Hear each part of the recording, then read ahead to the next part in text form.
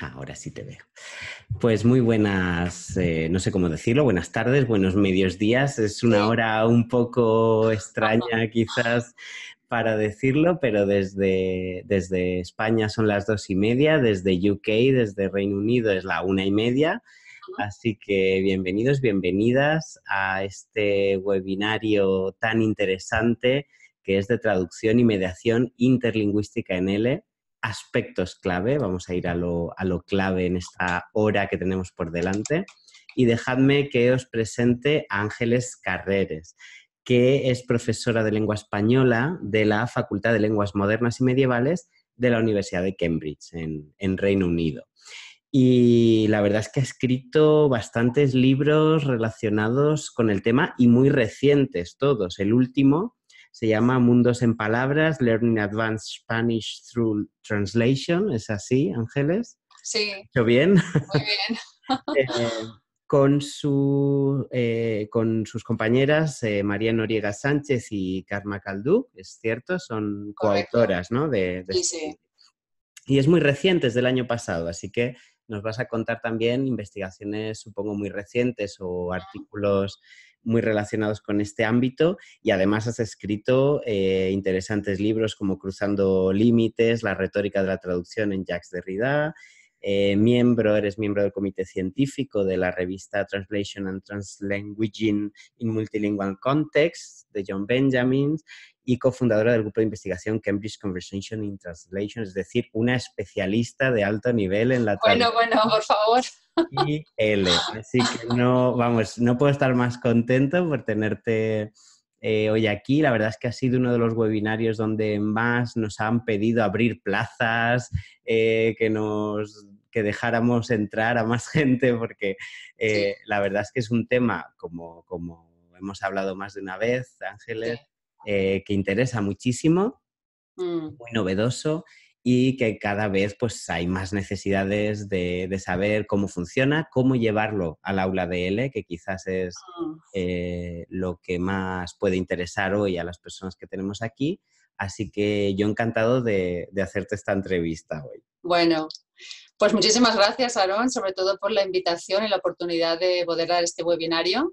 Y bueno, gracias a todos los que estáis ahí, que no os veo, pero bueno, bienvenidos y encantada de poder hablar con vosotros un poquito de traducción. Uh-huh. Como has dicho, Aarón, es un tema que despierta muchísimo interés, ¿no? O sea que nada, me alegra mucho que hayáis tenido tantas peticiones. Sí, está subiendo ahora mismo el número de personas que están aquí, ya son 63. Yo lo iré diciendo para que Muy bien. vayas sabiendo que van llegando. Si te parece, comenzamos porque supongo que hay mucho que decir sobre este tema, y vamos a empezar pues, por lo que vemos, ¿no? Por el principio, que es el título de este webinario, donde hay varios aspectos clave, ¿no? en este título. Y quería preguntarte por estos términos. Por ejemplo, se ha escuchado mucho hablar de la traducción pedagógica, Ujú. pero no es algo que tengamos en el título, sino que hablamos de mediación interlingüística. Entonces, a mí me gustaría saber, que creo que es una duda general, ¿qué diferencia puede haber entre traducción pedagógica y mediación interlingüística, y por qué has optado, sobre todo, por usar el de mediación interlingüística? Muy bien. Pues sí, buena idea siempre empezar por aclarar términos, ¿no? Para saber de lo que estamos hablando. Pues bueno, empezando por el término que has mencionado al comienzo, ¿no? Traducción pedagógica. Uh-huh. Este es un término que, bueno, alude generalmente a lo que es la traducción empleada dentro del contexto de la enseñanza de lenguas como una herramienta orientada a la adquisición, ¿no? El aprendizaje de lenguas. Y es un término, bueno, que ya empleó por primera vez, según mi conocimiento, Elisabeth Labolt en el año 84, hace muchísimo tiempo, y ella lo utilizó ya en ese momento, pues justamente para diferenciar a la traducción empleada en un contexto de aprendizaje de lenguas de lo que es la traducción profesional, digamos, orientada a la formación de traductores que luego van a tener la traducción como profesión, ¿no? Entonces, bueno, es un término que siempre ha ido ligado a esta dicotomía entre traducción, digamos, didáctica, ¿no? Para las lenguas, y traducción profesional. Uh-huh. Y bueno, ha sido muy perceptivo, ¿no? El darte cuenta de que efectivamente no lo he empleado en mi título, y es porque es un término que a mí personalmente no me convence demasiado. Bueno, de esto hablaremos seguro un poquito más adelante en el webinario, pero un poco para adelantaros, ¿no? Para no dejaros ahí con la duda. Es un término que me da la sensación de que nos dirige un poco a pensar en la traducción únicamente como una herramienta, como un procedimiento orientado al aprendizaje, pues, de ciertas estructuras, de cierto vocabulario, ¿no? Y bueno, aunque es cierto que la traducción sin duda es una herramienta muy poderosa, ¿no? A la hora de aprender una lengua, como espero poder persuadiros, ¿no? Si no estáis ya convencidos, pues a mi entender no es su única función, ¿no? La función instrumental no es su única función y de hecho en este webinario parte de lo que me gustaría hacer es invitaros a todos a ver la traducción más allá, ¿no? De esa función como instrumento. Y sobre esto diremos algo un poquito más adelante. Luego pasamos al otro término, el término mediación. Bueno, en el título aparece interlingüística y ahora mismo entramos en eso, pero en principio, ¿no? La mediación lingüística, no solo interlingüística, es un término con el que los profesores de lengua pues, estamos bastante familiarizados porque aparece en el marco común de referencia desde su primera edición, ¿no? En el 2001. Ya aparece como una de las 4 actividades de lengua que define el marco. El marco, como todos sabéis, pues reelabora un poco lo que eran las 4 destrezas tradicionales, ¿no? Y las reelabora y las convierte, digamos, las llama, les da otra etiqueta, ¿no? Y las llama actividades de lengua. Tenemos entonces la producción oral y escrita, la recepción oral y escrita, la interacción y, por último, también la mediación, ¿vale? Entonces, es como una actividad más de las 4 fundamentales, ¿no? Que aparecen en el marco. Y la mediación en el marco se define como esa actividad de lengua que consiste en posibilitar la comunicación entre 2 o más personas cuando ésta, es decir, cuando la comunicación se enfrenta a ciertos obstáculos, ¿no? Que la dificultan, ¿no? Entonces, esa función de mediar, ¿no? Cuando hay unas dificultades de comunicación. Y claro, empleando recursos lingüísticos, por eso se llama mediación lingüística. A ver, ¿cuáles pueden ser esos obstáculos? Pues esos obstáculos a la comunicación pueden ser de índole diversa, ¿no? Puede ser, por ejemplo, pues explicar un texto muy complejo a un niño, ¿no? En la misma lengua y no habría mediación interlingüística, sería una especie de paráfrasis o de simplificación, ¿no? Pero luego, digamos que el obstáculo que podemos llamar paradigmático, ¿no? Entre la comunicación, de la comunicación entre 2 personas, pues solemos entender como un caso muy típico, muy paradigmático, la ausencia de una lengua compartida, ¿no?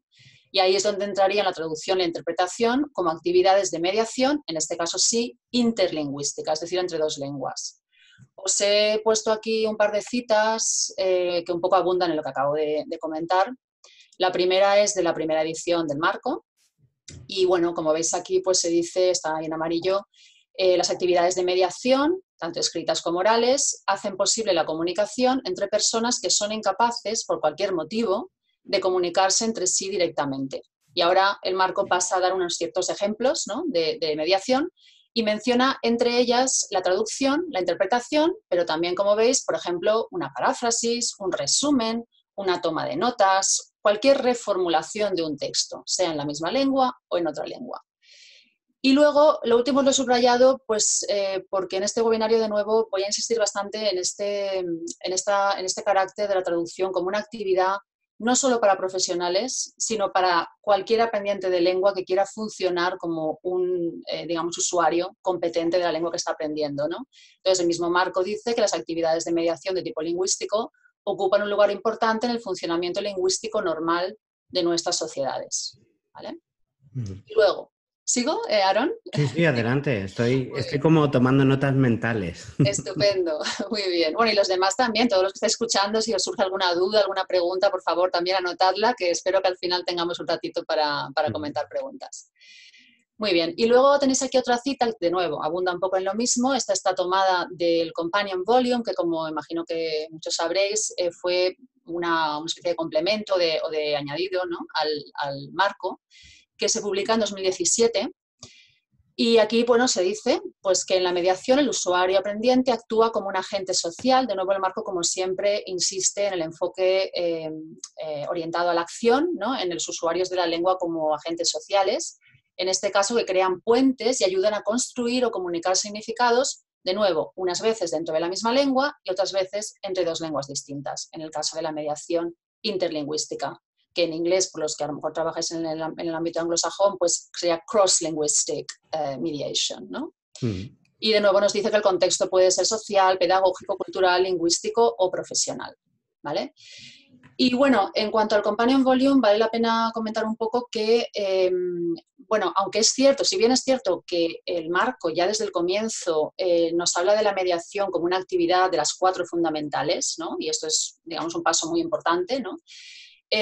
También es cierto que no, digamos que no lleva hasta las últimas consecuencias esto que nos está diciendo, porque no incluye descriptores detallados para la actividad de mediación, como si los incluye para la producción y las demás actividades de lengua, ¿no? Entonces se queda un poco cojo ahí el marco en ese sentido. Y yo no sé si es por eso, pero sospecho que sí, que las editoriales, los materiales, los manuales, ¿no? Basados en los niveles del marco, todavía no han integrado hasta el punto en que yo creo deberían, ¿no? O podríamos aspirar, ¿no?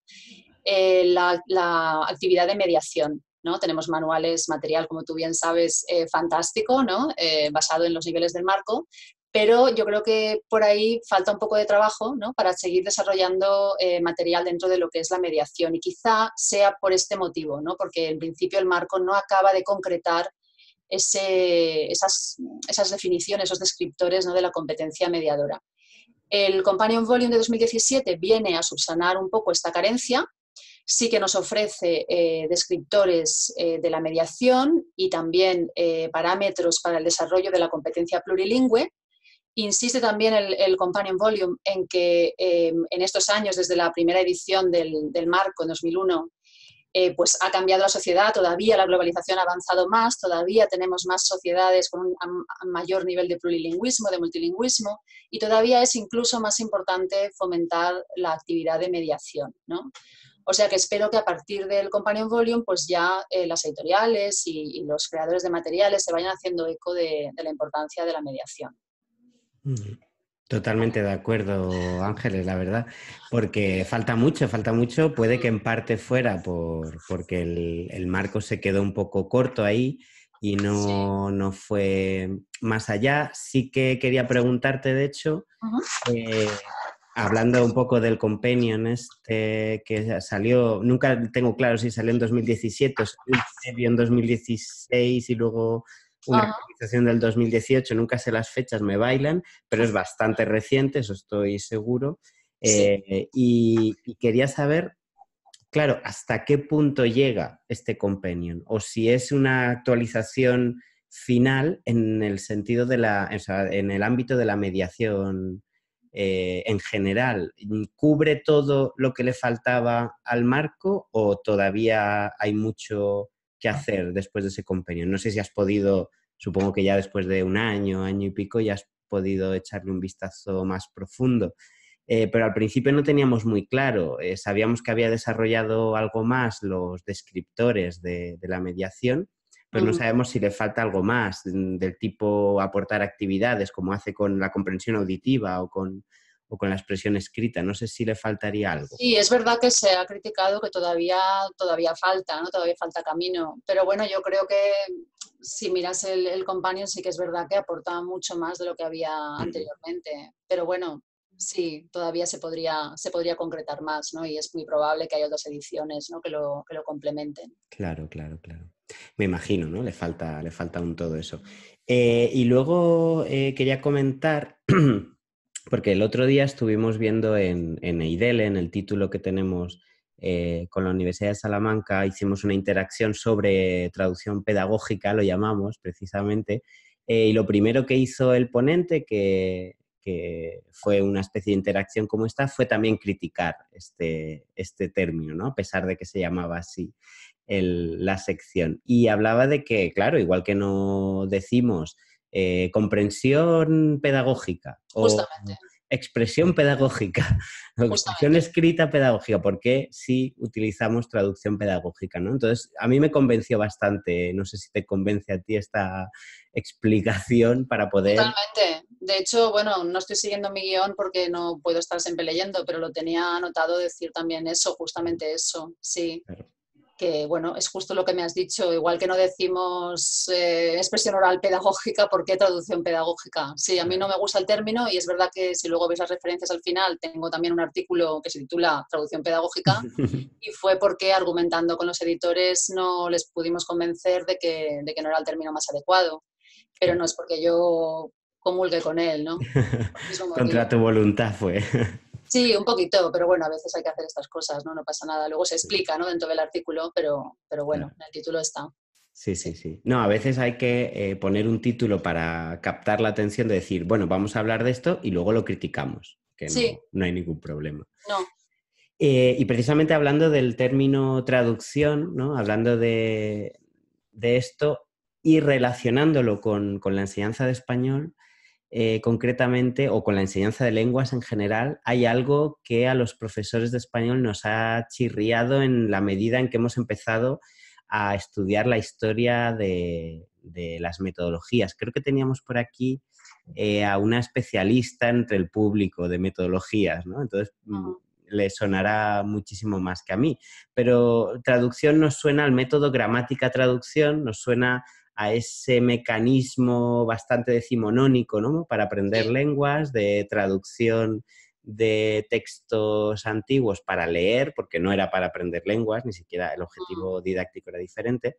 Entonces, mi pregunta iría, ¿cómo se defiende la traducción y la mediación interlingüística en la enseñanza de segundas lenguas, pero con los objetivos didácticos, con los objetivos de hoy en día y que aportan a esa didáctica de segundas lenguas? Sí, sí, muy bien. Sí, es una pregunta que suele plantearse por lo que has dicho, ¿no? Porque todos tenemos esta imagen del método gramática-traducción, ¿no? Como algo casposo, totalmente superado, etcétera, ¿no? Bueno, sería como muy largo hacer una historia, ¿no? Larga, completa, ¿no? De la traducción en la enseñanza de lenguas, pero bueno, os voy a hacer como un resumen muy, muy rapidito. Y bueno, es verdad que la traducción en realidad ha estado siempre, ¿no? En el aprendizaje de lenguas de una manera pues más o menos explícita, ¿no? Lo que ha cambiado radicalmente a lo largo del tiempo ha sido la actitud, ¿no? Las actitudes que hemos tenido con respecto a ese uso de la traducción, ¿no? En el aprendizaje y en la enseñanza. Tú has aludido ahora mismo al método gramática-traducción, que podría representar lo que podríamos llamar el idilio, ¿no? Si me permitís esta metáfora un poco facilona. Y bueno, en el método gramática-traducción pues se empleaba efectivamente la traducción, ¿no? Muchísimo, pero de una manera muy concreta. Se empleaban, por ejemplo, traducciones de frases sueltas, descontextualizadas, ¿no? El típico My Tailor is rich, ¿no? Recuerdo siempre a mi tío que no hablaba ni una palabra de inglés, pero él sabía esta frase, ¿no? Entonces, bueno, pues era un modo, digamos, muy, muy limitado, ¿no? De emplear la traducción. Era un método, como creo que también has mencionado, relacionado con la enseñanza de las lenguas muertas, ¿no? Que se había empleado, pues, se conoce como del siglo XIX, principios del XX, pero en realidad era un método que se había empleado pues, desde siempre, ¿no? Para aprender latín, griego, etcétera. Entonces, con la llegada de los enfoques directos y comunicativos, ¿no? En los años 60, 70, ¿no? Del siglo XX, pues llega un rechazo casi total, ¿no? De la traducción, del método gramática-traducción y por extensión, pues eso, de la traducción totalmente, ¿no?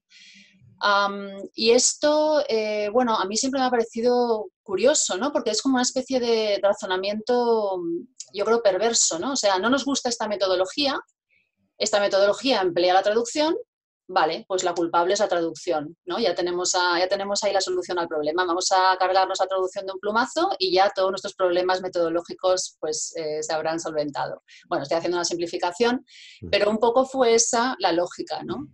Y yo recuerdo pues pensar, ¿no? Cuando estaba aprendiendo todas estas cosas, cuando me estaba formando, ¿no? Como profesora de lengua, y yo pensaba, bueno, pero ¿por qué sacaron esa conclusión, ¿no? ¿Por qué la culpable era la traducción? ¿No será que la traducción está siendo realmente maltratada, ¿no? Está siendo la víctima, ¿no? Más que la culpable de esta metodología cuestionable, ¿no? Bueno, podríamos entrar y no lo vamos a hacer, que es muy largo, ¿no? Pero también es verdad que este método tan denostado, gramática-traducción, pues oye, todos los métodos funcionan para alguien, ¿no? Es decir, tampoco sería totalmente tan desastroso, pero bueno, sí, estamos de acuerdo que quizá para la mayoría de aprendientes no era el método más adecuado, pero yo creo que se eligió, digamos, al culpable equivocado, ¿no? Entonces, bueno, hoy en día lo que tenemos es un momento de revalorización, de reconciliación en esta metáfora, reevaluación y un poco reconfigurar el papel, ¿no?, que tiene la traducción dentro de la enseñanza de lenguas. Es verdad que decimos muchas veces que el rechazo fue total y que la traducción dejó de utilizarse, pero realmente no es cierto que dejara de utilizarse. La traducción, vamos, yo siempre que he estado en algún entorno de aprendizaje de lenguas, en algún momento la hemos utilizado. Sé que se ha utilizado en unos países más que en otros. Por ejemplo, en Alemania nunca desapareció hasta el punto que lo hizo, por ejemplo, en Francia, en las escuelas francesas o en Inglaterra. Y entonces, bueno, pues eso, no es verdad que desapareciera del todo. Lo que sí que es verdad, y ahora, bueno, os comento esta referencia, tengo el orden al revés, es que cuando lo utilizábamos, los profesores que lo utilizábamos, pues teníamos un complejo de culpabilidad. O sea, yo me acuerdo utilizar la traducción en mis clases, al principio, ¿no?, de cuando empecé a dar clase, y sentir que, bueno, que mis alumnos respondían muy bien a las actividades de traducción, ¿no? Pero, sin embargo, yo sabía que aquello no estaba bien, ¿no? Era una especie de conflicto ahí, casi lo podemos leer en una lectura psicológica, ¿no? De decir, estoy dividida, ¿no?, entre lo que veo que funciona y lo que mis alumnos me piden y lo que me han dicho que no debo hacer, ¿no? Entonces, bueno, es una situación así un poco, es bastante curiosa, interesante. Y luego simplemente os he añadido esta cita aquí abajo porque, bueno, tengo citas al final, ¿no?, pero tampoco he querido cargar mucho de citas la presentación. Pero este libro, si os interesa este tema de la historia, de la metodología, ¿no?, de cómo la traducción pues, fue cambiando su consideración a lo largo del tiempo, la historia de la traducción a enseñanza de lenguas y los argumentos para su revalorización, pues este libro está muy bien, es un compendio muy, muy bueno, ¿no? Y ha tenido mucho impacto, de hecho, publicado en 2010 de Guy Cook.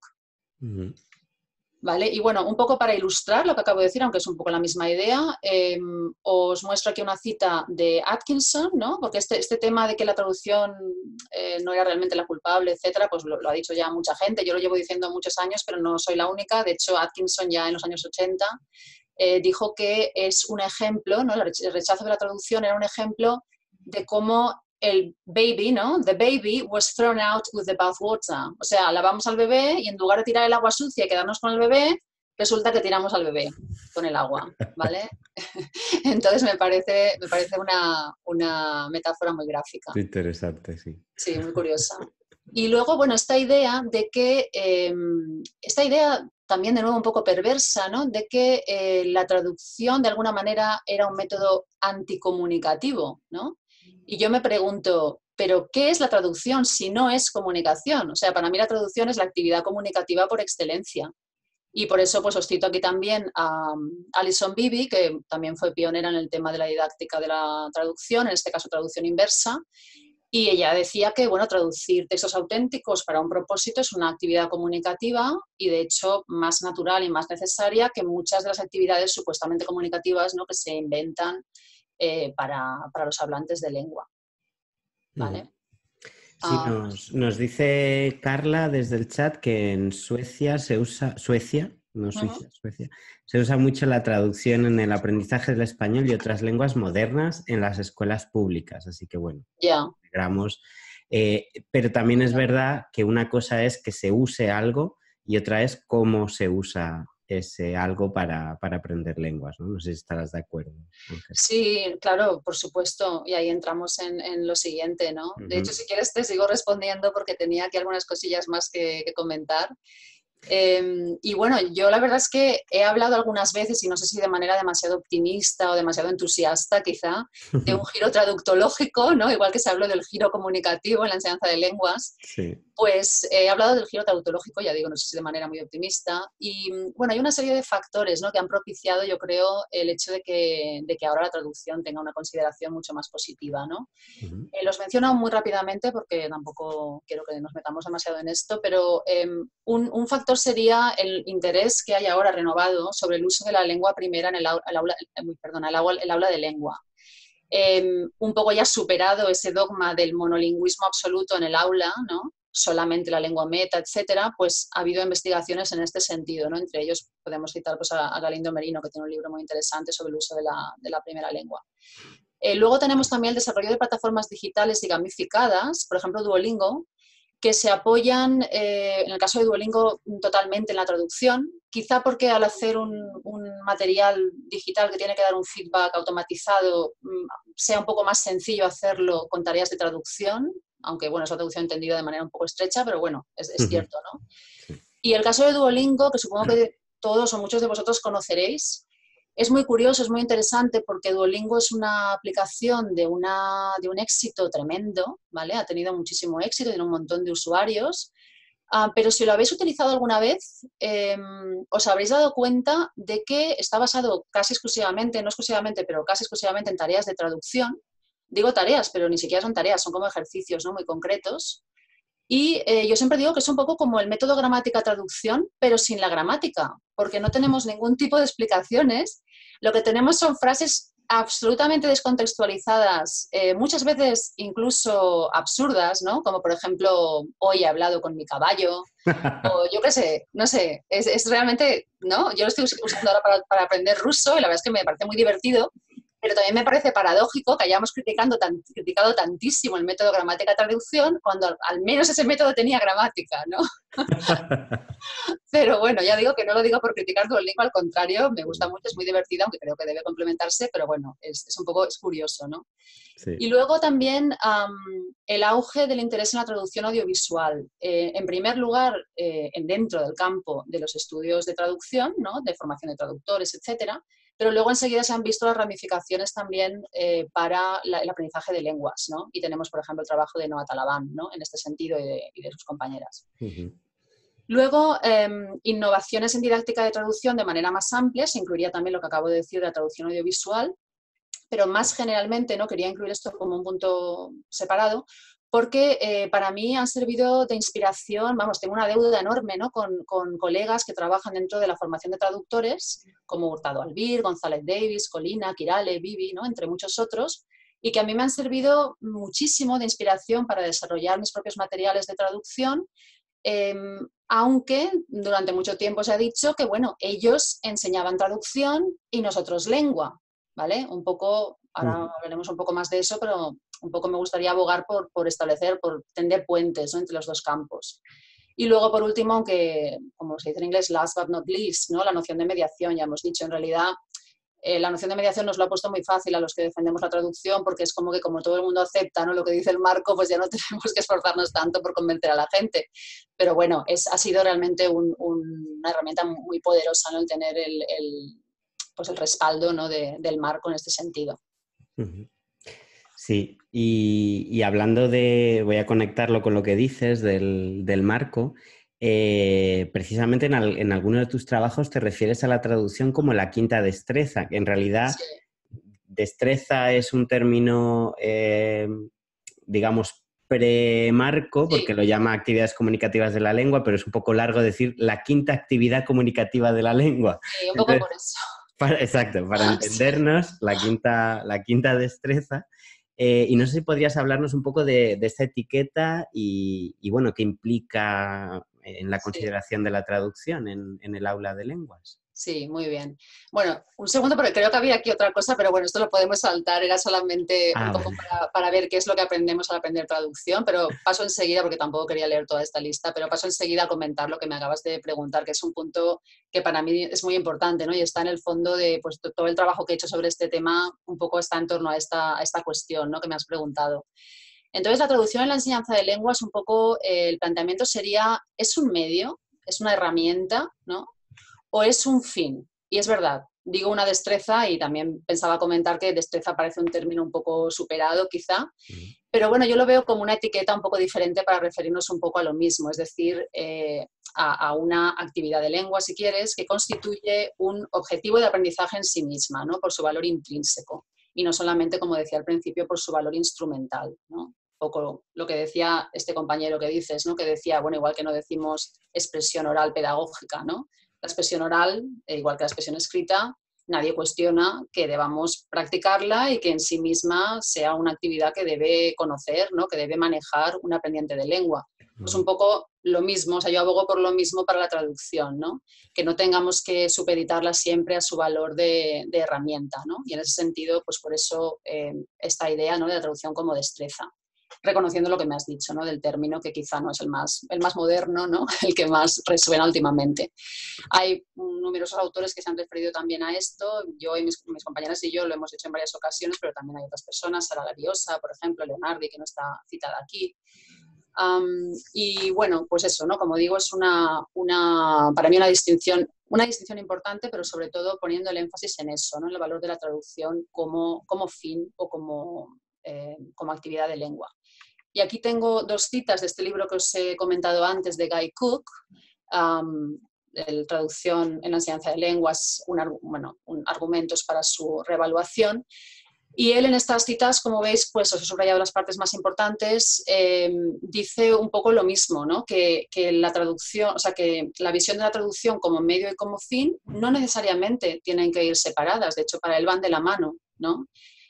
La traducción para él es una parte integral, ¿no? Del aprendizaje de lenguas y un objetivo, ¿no? Fundamental.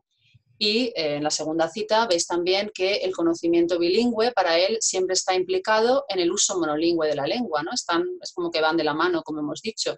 Y por eso dice al final que no acepta una división clara entre traducción como medio y traducción como fin.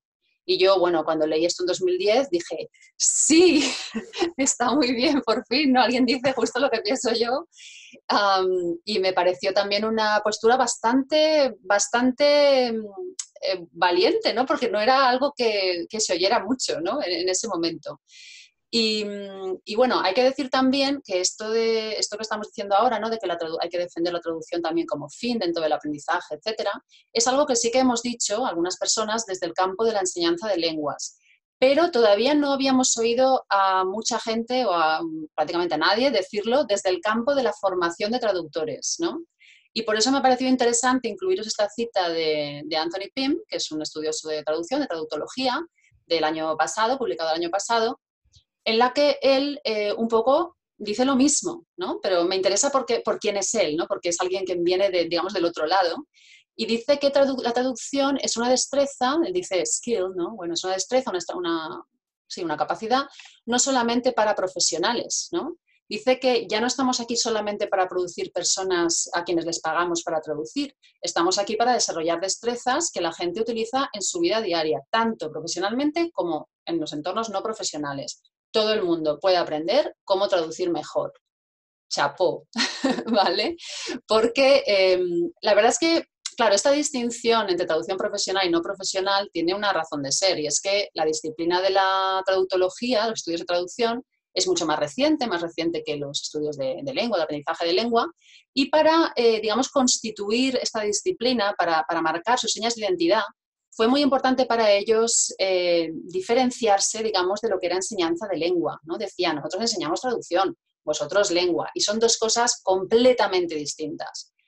Yo digo, bueno, sí, o sea, tenemos contextos diferentes, tenemos objetivos a un nivel diferente, habrá conocimientos técnicos que sean más relevantes para un traductor y no para un aprendiente de lengua, pero también tenemos un campo común enorme, ¿no? Y unas posibilidades ahí de diálogo, ¿no? Y de enriquecernos con lo que hacemos unos y otros, ¿no? Enormes, que hemos desaprovechado durante muchísimo tiempo. Por eso, luego ya digo, os daré referencias, pero os animo a todos ya a conocer un poquito la literatura de didáctica de la traducción orientada a profesionales, porque creo que encontraréis un montón de ideas y de aplicaciones posibles para vuestras clases. O sea que ya digo, me gusta que alguien desde el campo de la traductología también lo diga, ¿no?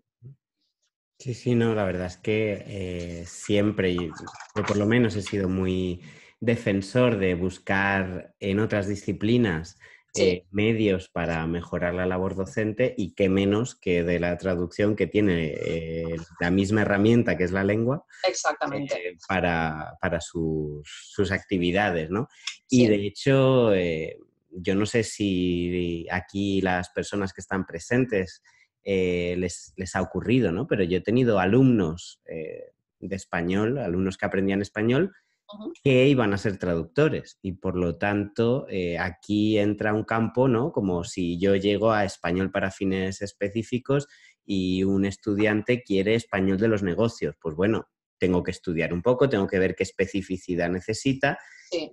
Si me encuentro lo mismo, ¿no? Un estudiante que quiere ser traductor de su lengua y de español, pues claro, tengo que tener unas herramientas que me puede dar, ¿no? Este tipo de bibliografía que hace estas referencias a la didáctica de la traducción. No sé si pensáis igual, lo podéis decir en el chat, o os parece una locura y deberíamos seguir las mismas pautas siempre. Pero bueno, a mí me parece que no es tanta locura y yo creo que a Ángeles le parecerá igual.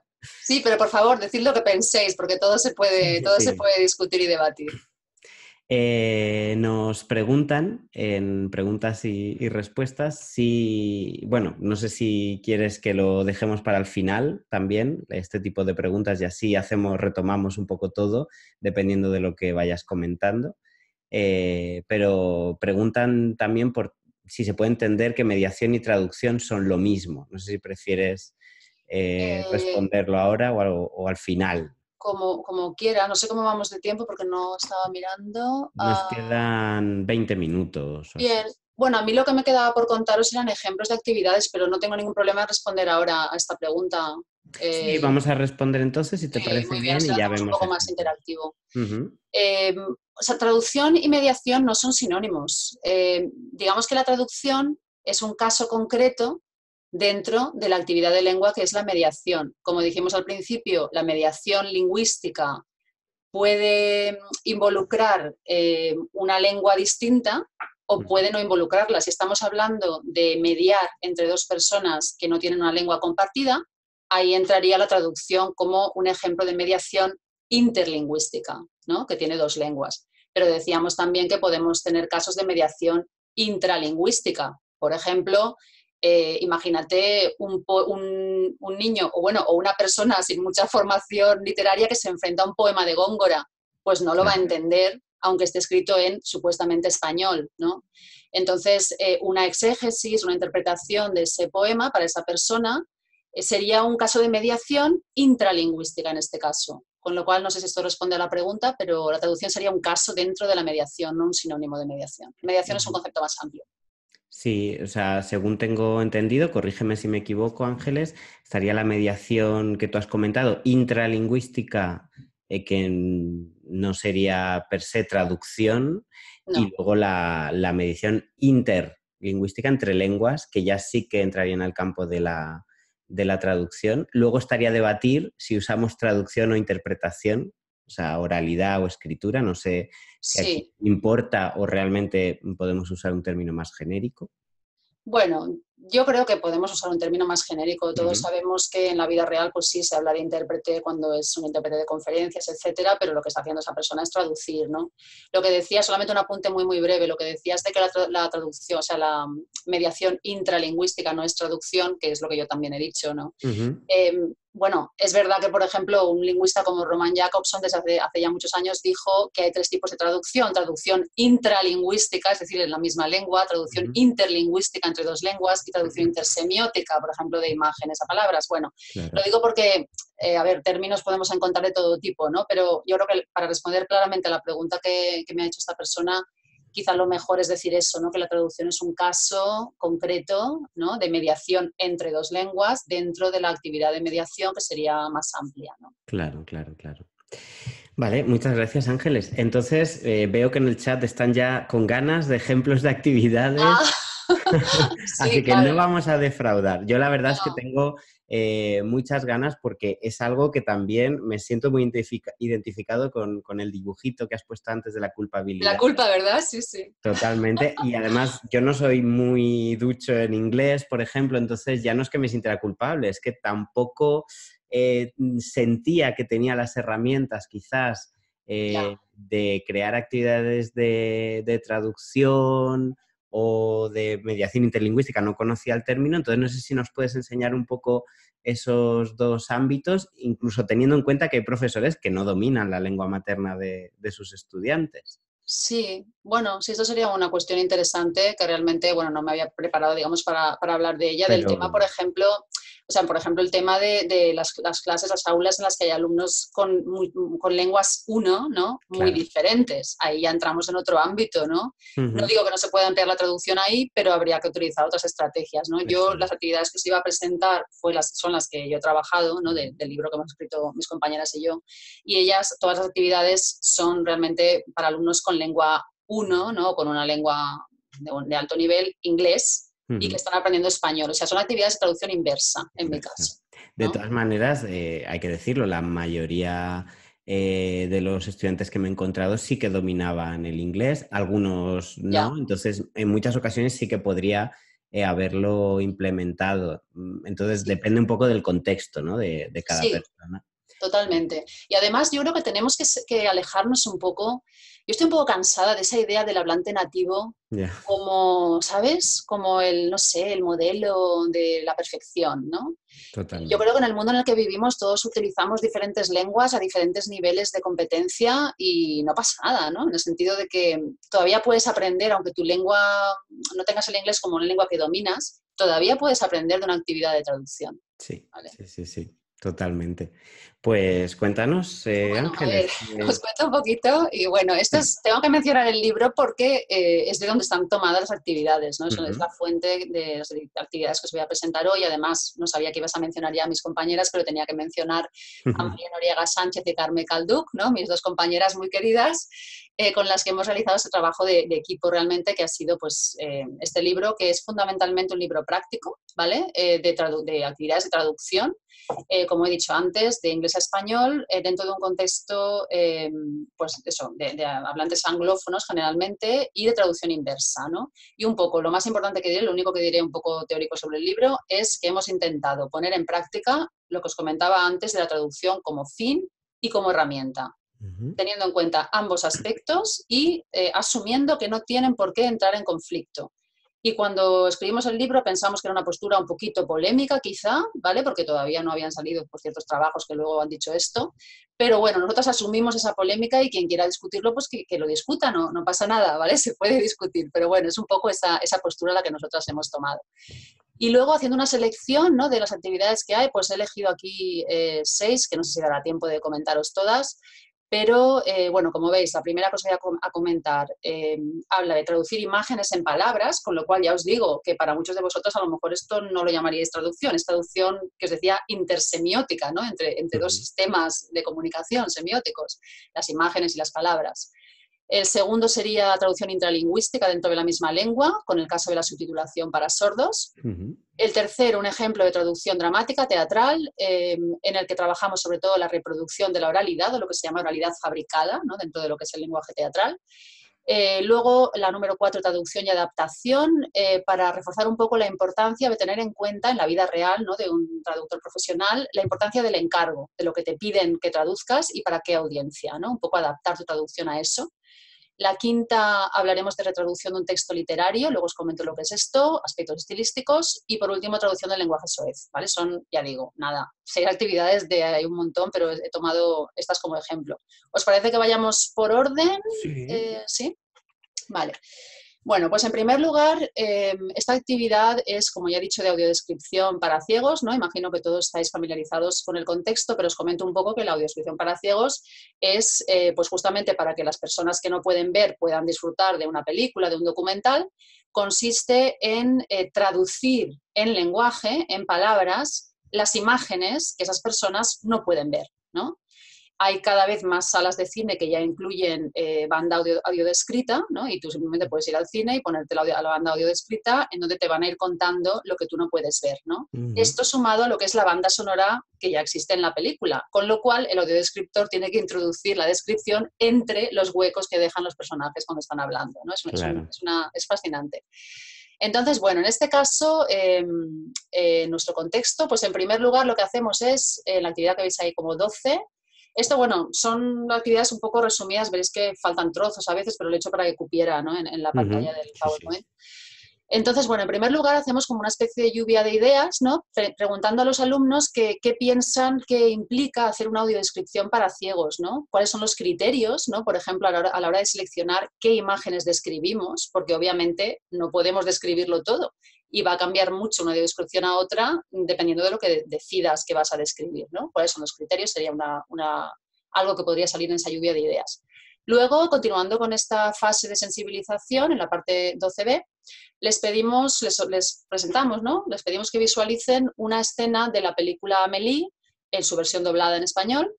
Y en esta escena Amélie pues se encuentra con un ciego por la calle, ella está en ese momento muy, muy contenta, muy eufórica y bueno, se da cuenta de que el ciego no puede ver todo lo que ella está viendo, ¿no? Toda la riqueza de colores y de sonidos sí, pero de colores que hay a su alrededor. Entonces coge a este señor del brazo y se lo lleva por la calle contándole, mire, aquí está esta persona, aquí está la panadera vendiendo croissants a tanto precio, aquí no sé qué, vale, le hace una descripción, ¿no? De su entorno. Entonces les presentamos esto a los alumnos, ¿no?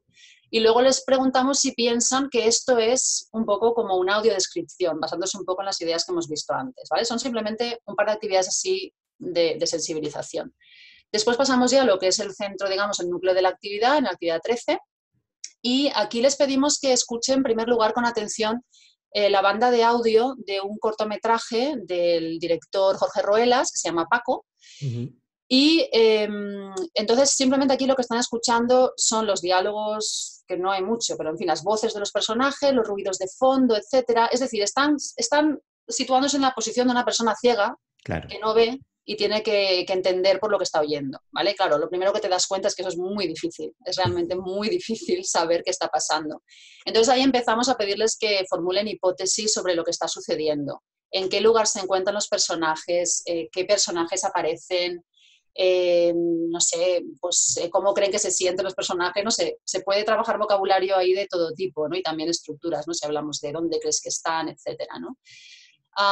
Entonces ahí empezamos con estas hipótesis, luego en una segunda fase les ponemos la banda de audio de nuevo, pero ahora con la banda de audiodescripción superpuesta, de manera que ahora es la situación de una persona que no ve, pero que sí que tiene el beneficio de la audiodescripción. Y ahí ya contrastan un poco las hipótesis que han formulado, se dan cuenta, pues no, están en un centro comercial, no están en la playa, por ejemplo, ¿no? Y ahí ya van un poco afinando sus hipótesis. Y luego la última fase es ya con ver el vídeo completo con las imágenes, con la audiodescripción también, comentar un poco todo eso y luego por fin hacer una evaluación de cómo creen que se ha hecho la audiodescripción, si creen que ellos habrían incluido algún otro elemento que no se ha incluido. Muy interesante también comentar el tono de voz, porque hay una línea, ¿no? Dentro de la audiodescripción, la línea más dominante, ¿no? Que dice que se ha de hacer la audiodescripción en un tono de voz muy neutro, ¿no? Para no influir, digamos, en las emociones, ¿no? Pero claro, un tono neutro también influye en tus emociones. Si es una escena romántica y estás escuchando y él le pone la mano en el hombro y entonces ella le da un beso, bueno, te saca totalmente del tema, ¿no? Entonces es una discusión también muy interesante que a los alumnos les gusta mucho. Antes de terminar, y ya termino con esta actividad, tengo que decir que esta actividad la desarrolló Carme Calduc, ¿vale? Porque ella se ocupó de la parte de actividades de audiovisual, o sea, que esta es suya. Muy bien. Yo tirando para casa, pues te doy la razón en cuanto a que la parte fonética influye en las emociones y por lo tanto tienen que, o sea, que están trabajando, por lo que veo, una integración de destrezas absoluta, ¿no? Donde trabajan comprensiones, tienen que crear un texto, tienen que reproducirlo. Entonces me parece una actividad muy integral. Están diciéndolo también, que es genial también para enseñar a traducir, o sea que tiene múltiples usos. Justo.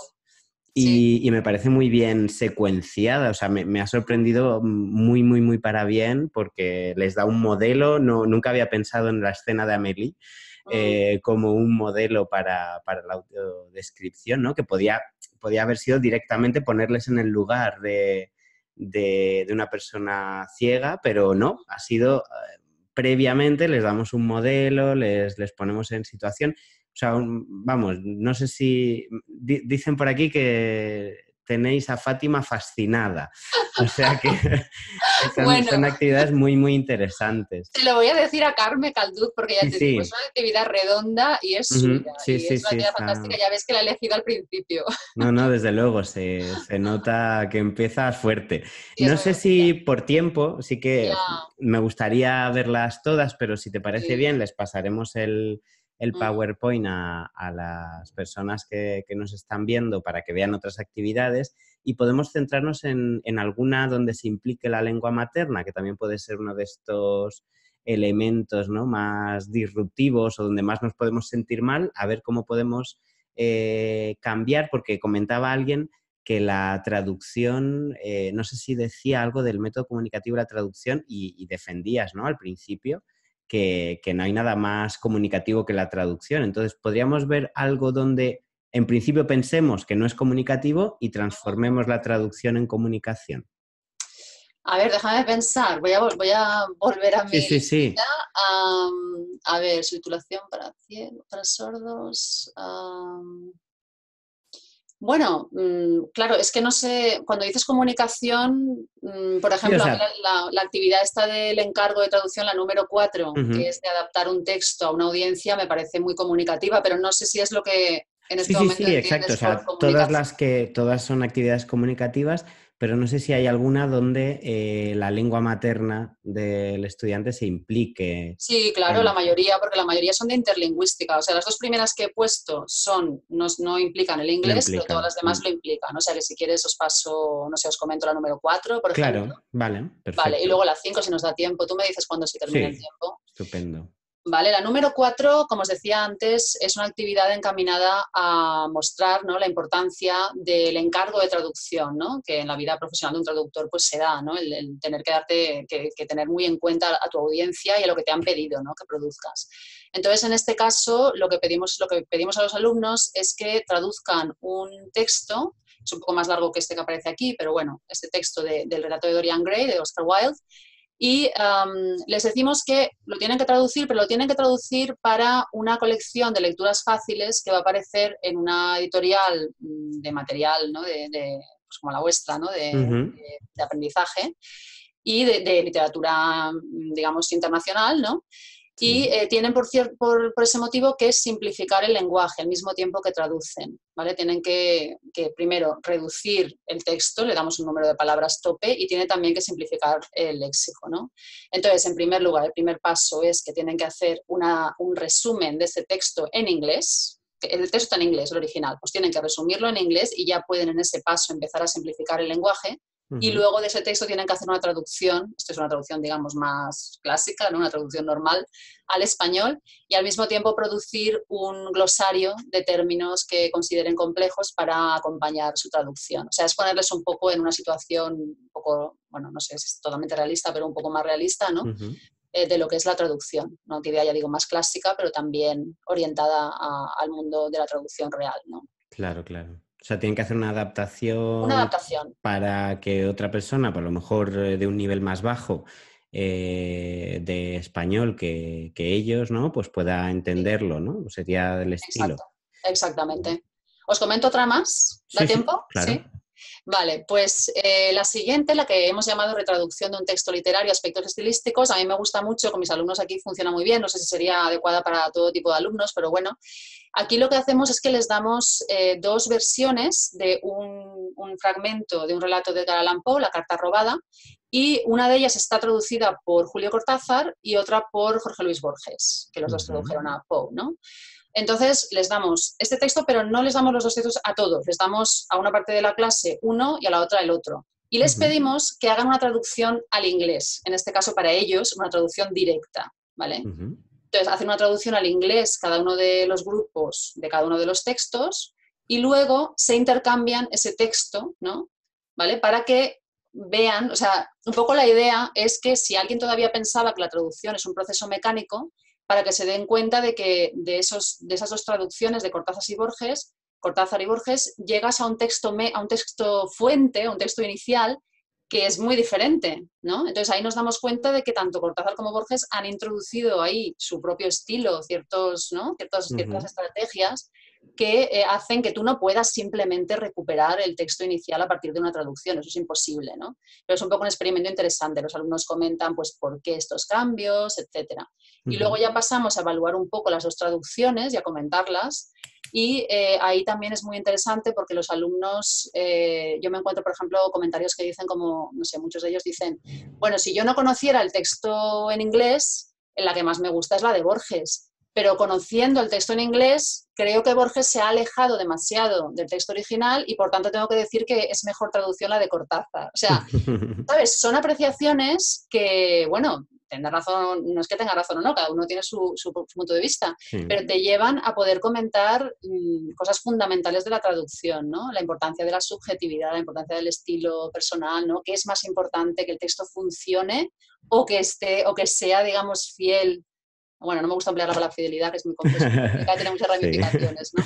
Pero ves que da muchísimo juego ahí para ese tipo de análisis.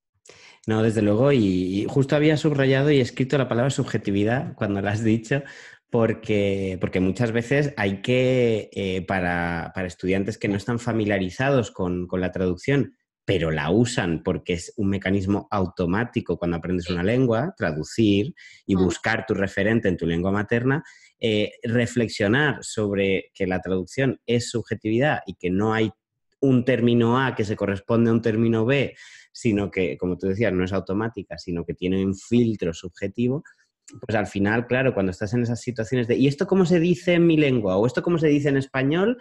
Sí, Siempre acaba la palabra depende exacto. en un gran abanico Sí. que bueno, Y esto evidentemente, pues es un pequeño problema, por lo menos los alumnos lo perciben muchas veces como un problema y yo entiendo muy bien por qué, porque ellos claro. quieren, como tú estás diciendo, ¿no? Quieren saber, Ujú. ¿esto está bien o esto está mal? Sí, ¿No? Y te dicen, exacto. ¿pero es mejor esta o es mejor esta? Y claro, a veces es un poco difícil para una persona que está aprendiendo que le digas, bueno, es que son las dos buenas, ¿no? Depende de lo que estés buscando y lo que tú quieras conseguir. Y ahí Ujú. también nos enfrentamos a otro problema que no hemos tratado y tampoco propongo que lo tratemos, pero que es la evaluación de la traducción, ¿no? Dentro del aprendizaje de lengua. Es muy complicado evaluar traducciones por ese motivo que estamos Claro. diciendo, ¿no? Exacto. Y bueno, para terminar, Ángeles, ya digo que les pasaremos el PowerPoint porque están deseando ver las actividades Sí, que bueno, espero que faltan. estén claramente explicadas. Ya digo, algunas están Sí. parcialmente ahí, pero bueno, por lo menos os da una idea, ¿no? De todas maneras, les daremos tu contacto porque alguna persona sí Sí, que quería preguntar algo sobre sí, este sí. libro. Ay, perdón.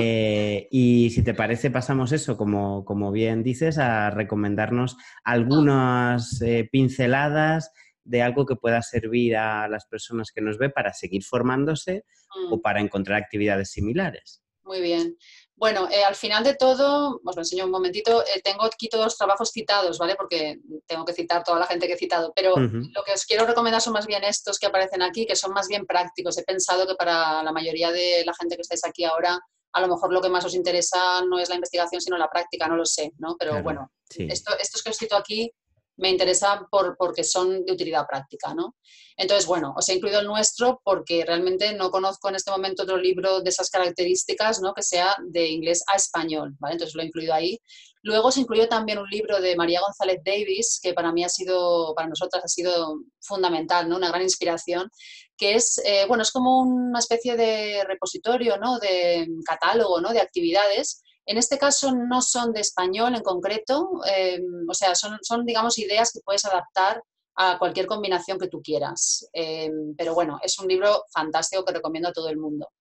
Bibi Lonsdale, ya lo he mencionado antes, tiene un libro pionero del año 96 de traducción inversa, en su caso inglés-español, porque ella enseñaba en un contexto hispanohablante, entonces los alumnos traducían del español al inglés en su caso, pero también nos da un buen modelo de actividades de traducción inversa.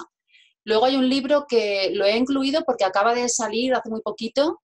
Bueno, yo por lo menos pone 2018, pero yo lo he recibido hace muy poco y no lo conozco todavía muy bien, pero lo he incluido porque realmente parece muy relevante, ¿no? Es introducción a la traducción inglés-español.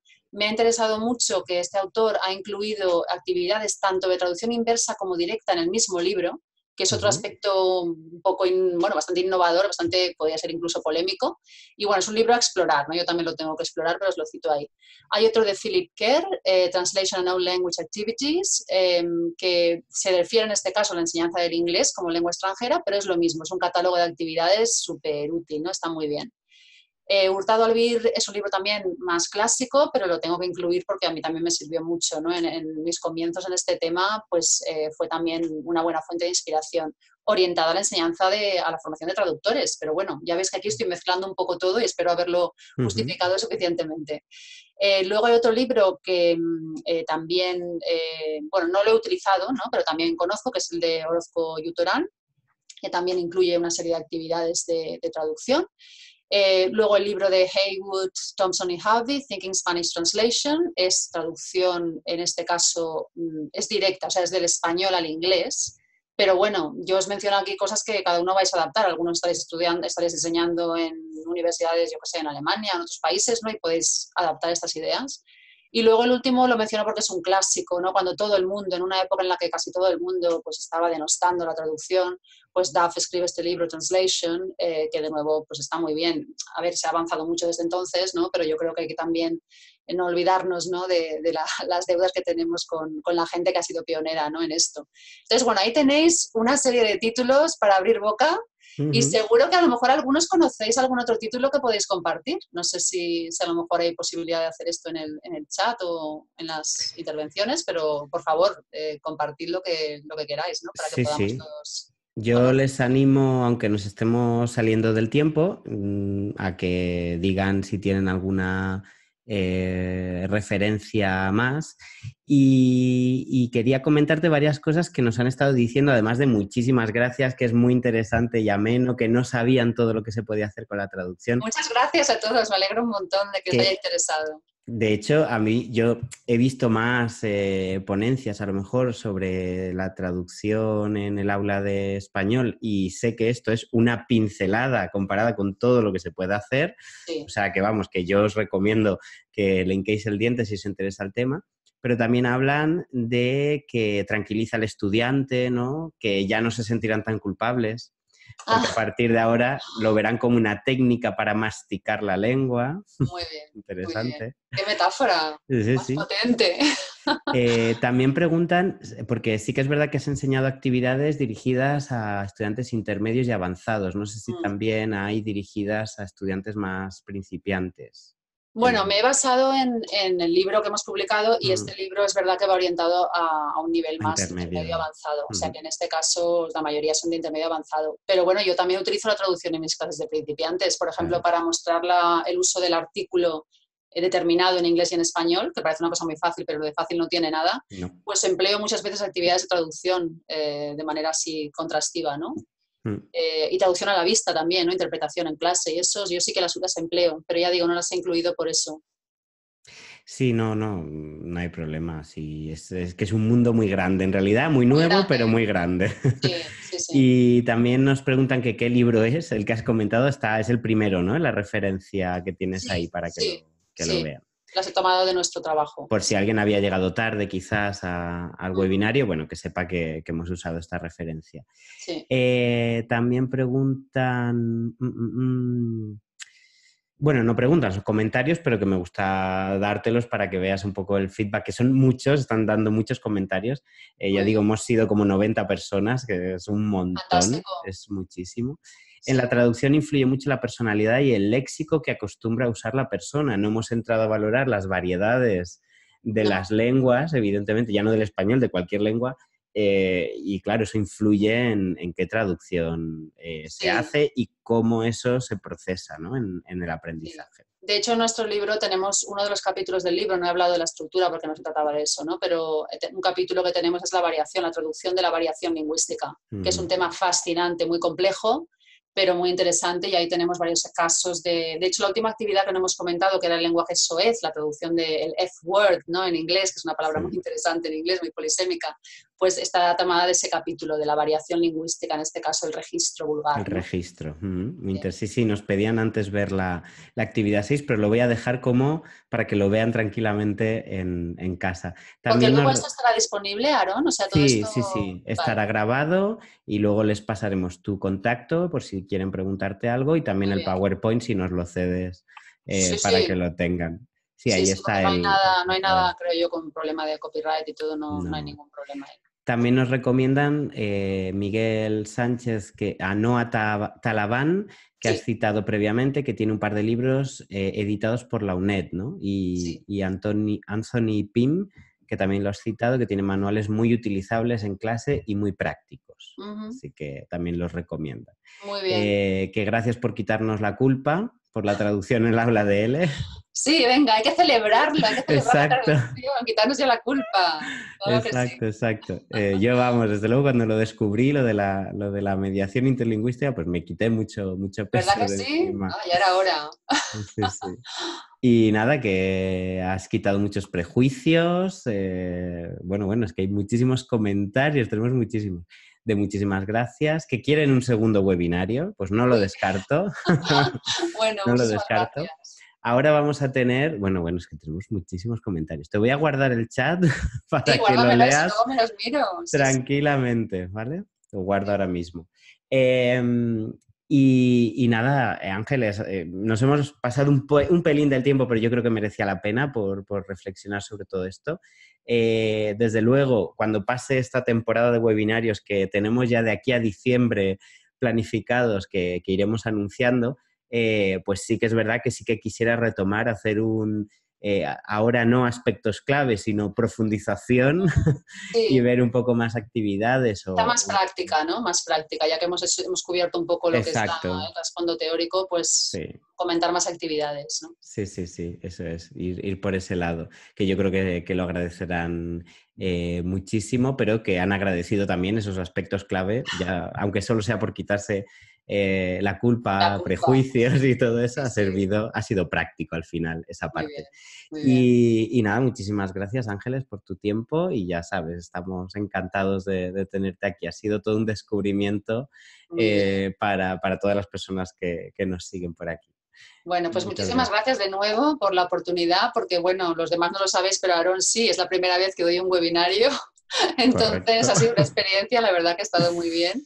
Y lo único que siento es no veros las caras, pero bueno, por lo menos leeré los chats cuando me los pase Aarón y muchísimas Sí, gracias por la atención. sí, sí, sí. Muchas gracias, Ángeles. A ti. Terminamos entonces el webinario. Muy bien. Adiós.